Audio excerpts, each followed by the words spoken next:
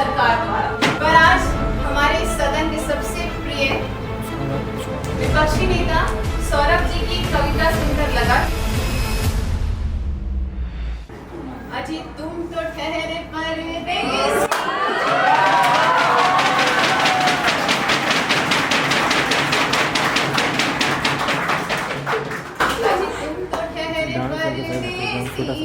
साथ क्या निभाओगे, पहली रेलगाड़ी से घर को लौट जाओगे। क्षमा चाहूंगी माननीय अध्यक्ष महोदय, पर आज हमारे सदन के सबसे प्रिय विपक्षी नेता सौरभ जी की कविता सुनकर लगा कि मैं सांसद में नहीं बल्कि किसी कवि सम्मेलन में बैठी।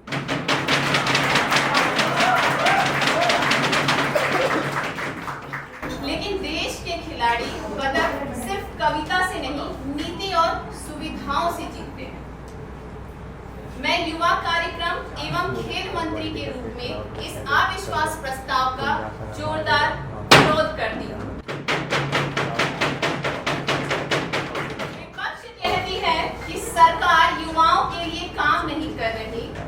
मैं उनसे पूछना चाहती हूँ, क्या किसी सरकार का मूल्यांकन नारों से होगा या उनकी उपलब्धियों से?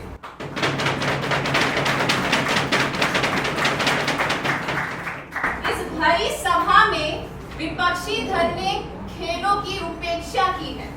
मैं इस सदन के माध्यम से पूछना चाहती हूँ, क्या उपेक्षा उसे कहते हैं जहां गांव-गांव में आज खेल के अवसर पहुंच रहे हो, जहां खिलाड़ी आज विश्व मंच पर पहुंच रहे हो, यहाँ जहां खेल आज राष्ट्रीय आंदोलन बनकर उतर रहा हो?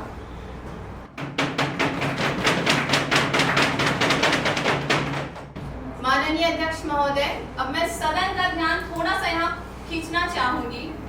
आज देश भर में 1000 से अधिक खेलो इंडिया केंद्र और 301 मान्यता प्राप्त खेल अकादमियां स्थापित की जा चुकी है।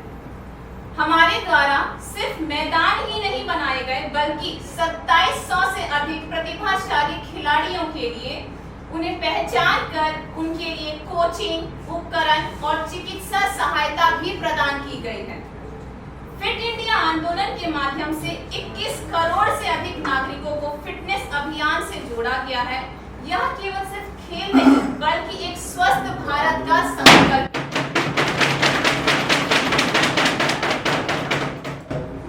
विपक्ष पूछती है कि खिलाड़ियों को समर्थन नहीं मिलता। मैं उन्हें याद दिलाना चाहूंगी टारगेट ओलंपिक पोडियम स्कीम की, जिसके तहत खिलाड़ियों को वित्तीय सहायता, तकनीकी सहायता और अंतरराष्ट्रीय स्तर की सुविधाएं दी जा रही है हमारी सरकार द्वारा। आज हमारे खिलाड़ी ओलंपिक, पैरालंपिक और एशियाई खेलों में इतिहास रच रहे हैं। पैरा स्पोर्ट्स में भारत ने विश्व स्तर पर रिकॉर्ड प्रदर्शन करते हुए 208 पदक जीतकर दुनिया में अपनी ताकत दिखाई है। फिर भी विपक्ष पूछती है कि खेलों के लिए सरकार ने किया क्या है? अरे जनाब, जिन्हें मिट्टी की खुशबू नहीं आती, उन्हें खिलाड़ियों के पसीने की कीमत की क्या समझ?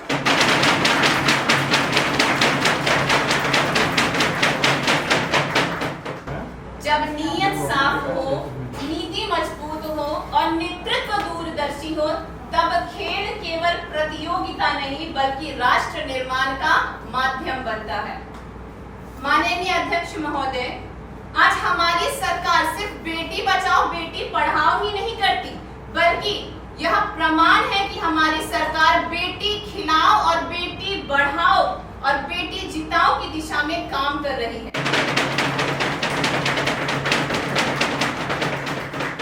खेलो इंडिया महिला लीग के माध्यम से महिलाओं की भागीदारी में भी आज अभूतपूर्व वृद्धि देखी गई है। 20 से अधिक खेल विद्याओं में 1000 से ज्यादा प्रतियोगिताएं आयोजित की गई, जिनमें 1 लाख से अधिक महिला खिलाड़ियों ने भागीदारी लिया। विपक्ष पूछती है कि युवा बेरोजगार है, तो मैं बताना चाहूंगी आज माई भारत पोर्टल के माध्यम से लाखों युवा राष्ट्र निर्माण, पर्यावरण संरक्षण और सामाजिक सेवा से जुड़े हैं। नेहरू युवा केंद्र संगठन द्वारा 28,000 से अधिक युवाओं को कौशल और नेतृत्व प्रशिक्षण दिया गया है। आज युवाओं में 1.55 करोड़ किलोग्राम से अधिक प्लास्टिक कचरा हटाकर और सैकड़ों समुद्र तटों की सफाई कर राष्ट्र सेवा का उदाहरण प्रस्तुत किया है। आज विपक्ष की स्थिति साफ दिख रही है। आज उनकी टीम उस क्रिकेट मैच की जैसी है जो जब मैच हार जाए तो कहे कि पिच, मौसम, एम्पायर और गेंद सब गलत है।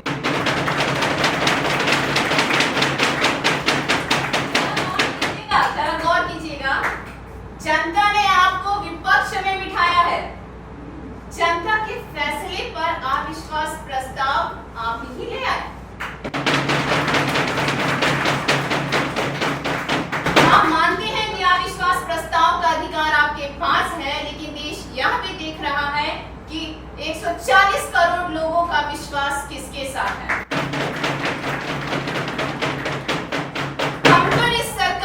हम पर विपक्षी ने ये भी आरोप लगाए कि हम खेलों पर खर्च नहीं करते। तथ्य तो यह है कि खेल मंत्रालय को 4,480 करोड़ का अब तक का सबसे बड़ा बजट दिया गया है, जो आपकी सरकार में 1500 करोड़ के ऊपर नहीं गई। केवल खेलो इंडिया मिशन के लिए 1000 करोड़ का प्रावधान किया गया है ताकि ग्रामीण और आदिवासी क्षेत्रों की प्रतिभाओं को अवसर मिल सके। साथ ही साथ 500 करोड़ खेल उपकरण निर्माण के लिए दिए गए, जिससे भारत खेल सामग्री के क्षेत्र में आत्मनिर्भर बनेगा। माननीय अध्यक्ष महोदय, विपक्ष के आंकड़े आज जैसा शशि जी ने और सौरभ जी ने बताया हमारी खेल मंत्रालय को लेकर के, ऐसा उनकी बातों को और फैक्ट्स को सुनकर लगता है कि विपक्ष आज बिना होमवर्क किए बस बहस करने आई है। आज बिना होमवर्क किए सदन में बहस करने आई है, पूरे सदन का समय बर्बाद कर रहे हैं। इनका भाषण सुनकर लग रहा है कि इन्होंने फाइलें नहीं, केवल व्हाट्सएप पे फॉरवर्ड मैसेजेस पढ़ के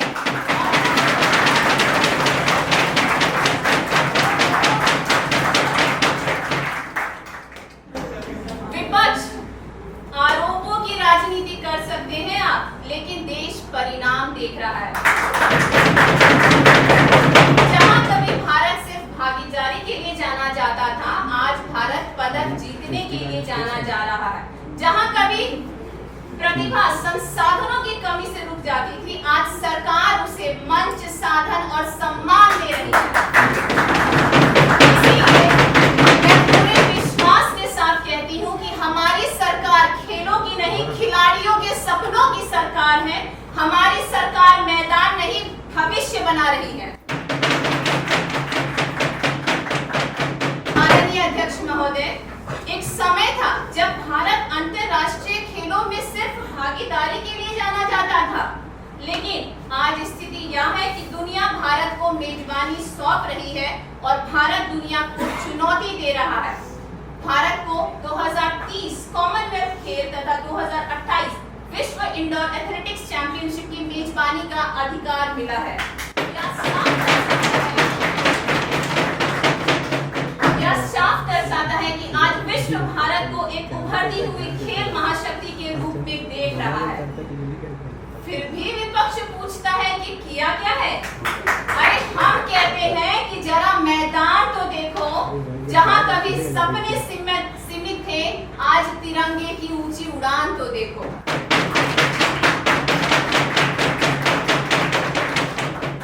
अगर आज आप विपक्ष के पास सवालों की फाइल है, तो हमारे पास भी उपलब्धियों की पूरी प्रोफाइल है। आप आंकड़ों में कमियां ढूंढते रह गए और हमारे खिलाड़ी दुनिया में तिरंगा गाड़ते रह गए। आप आज भी आलोचना में व्यस्त है और यहाँ भारत का हर एक युवा इतिहास रचने में मस्त है।